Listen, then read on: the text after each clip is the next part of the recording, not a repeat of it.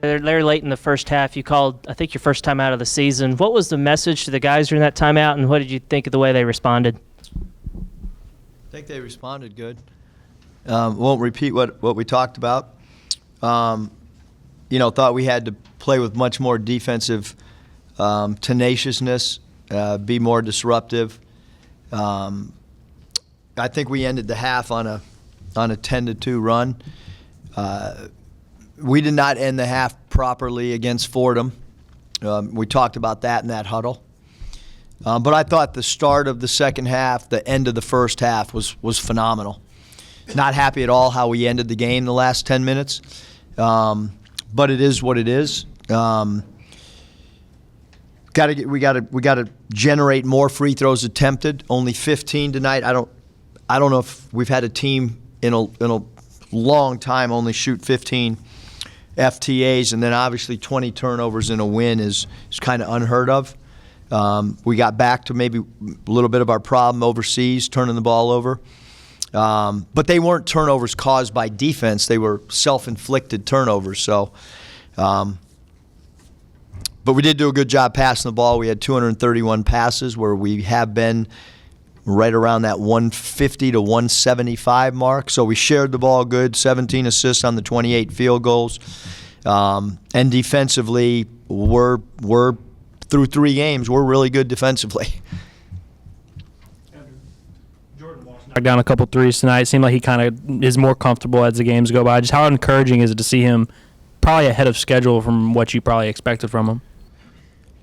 Yeah, I thought he played really well tonight. Jordan did. I thought, Jordan knocking down 2 3 balls changes a lot of stuff for us offensively.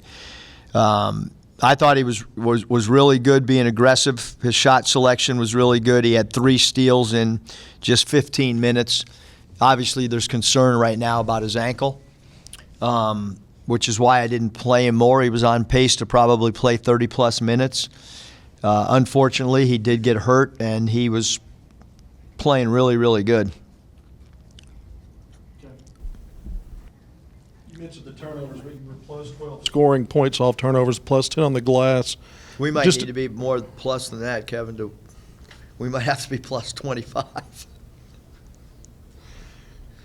So I guess the question is, just in those aspects, blue-collar glass, you talked about the defense, but just looking at the blue-collar basketball, you said that's probably the main thing with DNA on this for your team. How did that look to you tonight? Yeah, I thought defensively, we came in there were some, in those first 30 minutes, there were some times where we gave up some dribble drives, and their post players did a pretty good job.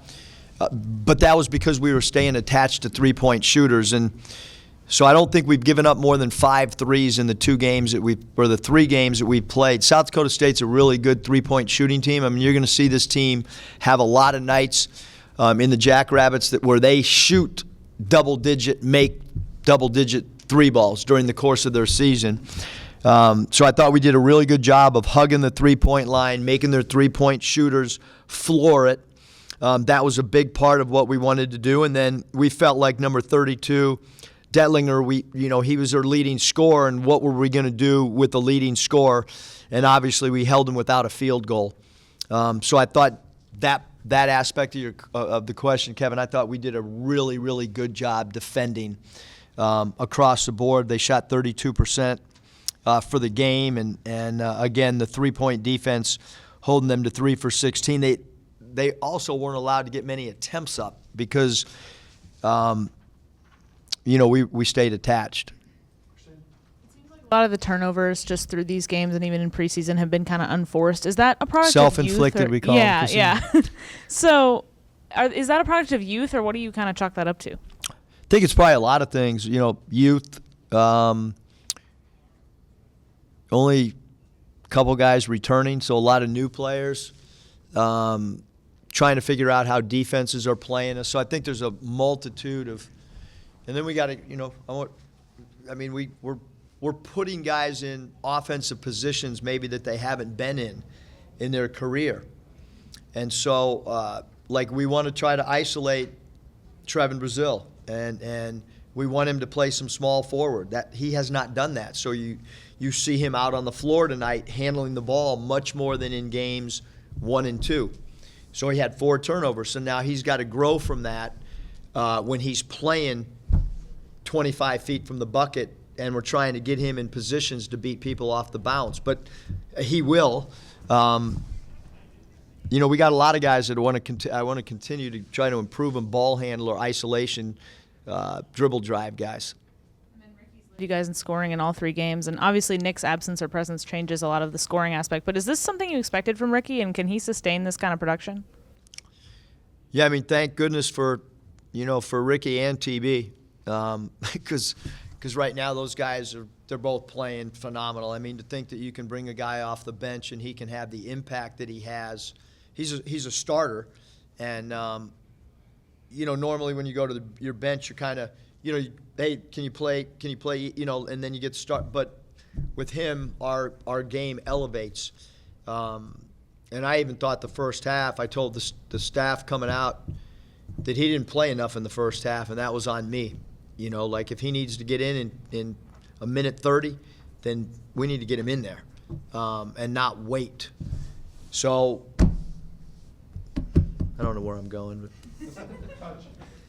Anthony had, I think, 5 points, 5 rebounds, 5 assists, and 4 steals tonight. He's not scoring at a super high clip, but he seems to be stuffing the stat sheet. Just how do you assess his season so far?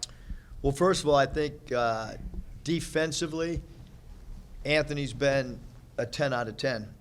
Defensively, it's really hard for people to get 3 balls off over him because of his length. He's doing a great job of sliding and moving his feet. I think one of the things that we had talked about was a guy, 6'8", defending point guards, maybe be a struggle to keep guys in front of him for a time, but defensively he's been great. I thought tonight was by far his best offensive game of trying, because a lot of point guards at all levels, it's a hard thing. Like, when do I shoot? Am I going to be aggressive? Am I trying to get my teammates involved? Because by nature, AB wants to be a pass-first guy, but we're going to need him to get downhill some, and we're going to have to continue to come up with different play patterns that can kind of help him maybe be a little bit more aggressive offensively. But knocking down the 3, big step in the right direction.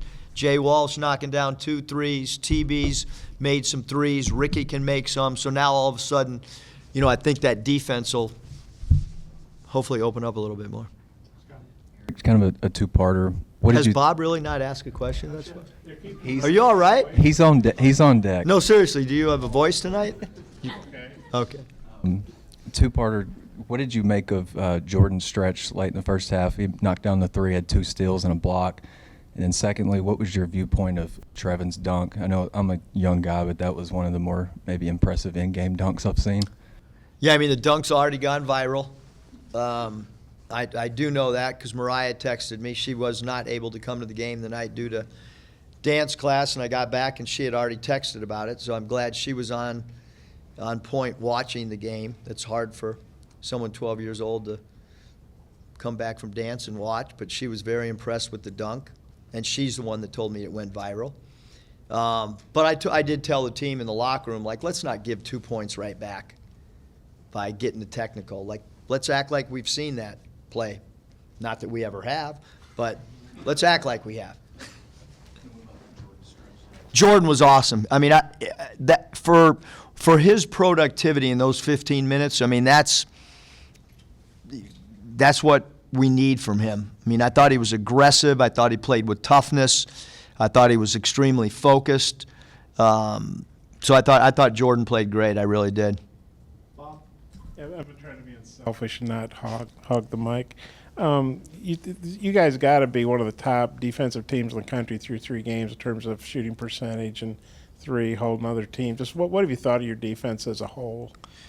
Really happy with how we've defended. I think when we do drills in practice, they do a really good job. Surprisingly, because I thought maybe this would really have to evolve, but the buy-in and paying attention in drills, really high level. Maybe as much as any team that we've had from a defensive standpoint, them going from basket to basket. Not, I mean, they're probably bored, but they don't act like they are. Their body language is buying in, where maybe in the past we've had some guys that got bored doing our station work. But this group's done a really good job of understanding scouting reports, which is a surprise. I thought last year, maybe the year before, it took us right around 10 to 12 games. All right, let's fully buy into what we're supposed to do. Did anybody else have a game question? I wanted to follow up on that. You said the scouting reports and buying in. Do you think the European tour and all the preseason action maybe plays into that, getting you ahead of the curve on that? Maybe. Certainly playing 4 games, Kevin, I think helped. But we didn't really scout, you know what I mean, over there. Maybe drill stuff because of the extra practices. And, thinking back about our walkthroughs on the beach and going to a volleyball court and drawing a basketball, maybe because that was like preparation. So maybe that did have an impact. And then looking at why being without a guy like Nick Smith, where so much was expected of through 3 games, consistent production, Ricky leading scoring every game, Brazil doubles, and the other guys kind of consistently. Did you think that you might see that kind of consistency from so many through 3 games? No, I think we're playing. Last year, I look back at some of the games that we played early on. I don't know what game numbers they were, but we had a lot of games where we went on runs late, Northern Iowa, and so I do think we're playing a little bit better. The I don't know. I can't compare. That type of stuff. I think it was really good going to Texas. They're playing really good right now against Gonzaga. But the bottom line is we have 3 really tough games coming up against long, athletic teams. 3 games in 3 days with the lineup right now that we can't really afford to have sprained ankles and stuff like that. So. I don't know if I've told you guys, but Dave Odom called and he kind of runs the tournament, and he said, hey, I'm just saying, Coach, that somebody's coming back 0-3 that's really good. And that's a true statement because somebody is. So that we got to try to go focus and win our first game and then see what happens from there. And that game's Louisville's going to – I just told the team – Louisville's going to put a streak together, and they're going to play an A+ game sometime here in the near future. I can guarantee you that. Being 0-3, Louisville is 0-3, and they've lost Beller. If they had 4 more points, they'd be 3-0. Yeah. So they're it's to lose 3 games by 1 point. That's again, they're 4 points away from being 3-0. But the competition, Bellarmine. I wouldn't want to play them. You see that game? Those guys. I've never seen a team pass the ball so much in my life. I've never seen a team not dribble the ball like that. It was a work of art. I know we're not playing that team. I can tell you that. But we will not schedule them as long as I'm living. I promise that. I guess just obviously 3 good wins here at home, but now you go to a neutral site and also kind of an exotic place, although maybe it'll help that you guys have already been to Europe. But just how do you think, are you guys ready for a big tournament like this, do you think? We'll know pretty quick. We're going to find out, because Louisville's long, really good at offensive rebounders, number 3. Ellis he's a dynamic scorer. We're going to have to shrink the floor. We're going to have to spy on him. We're going to have to have really good transition defense. We're going to have to not turn the ball over against some players that are pretty active defensively for sure. And then we're going to have to, the paint is going to be really important too. They have great size up front. There's not a lot of paint points available with the way that they defend the rim. both last year and what they've done this year at times. So we'll see. Any update on Nick and if he might be able to play in Maui, or kind of what's his status? Yeah, I mean, I think that, Nick has gone from, he was out there shooting just now. And, I think he continues to improve. But, he's still, we want to make sure he's in a good spot. So it's just still like it has been, it's day to day, and he has not practiced, he has not done 5-on-0 skeleton work. So it's continues to be a process that we just have to evaluate day. And when I say day by day, I'm not like he's not going to wake up tomorrow and practice. But I'm not going to do an injury report and tell the whole world where we are day by day either. So he's not practicing right now. He's making a trip, right? Oh yeah.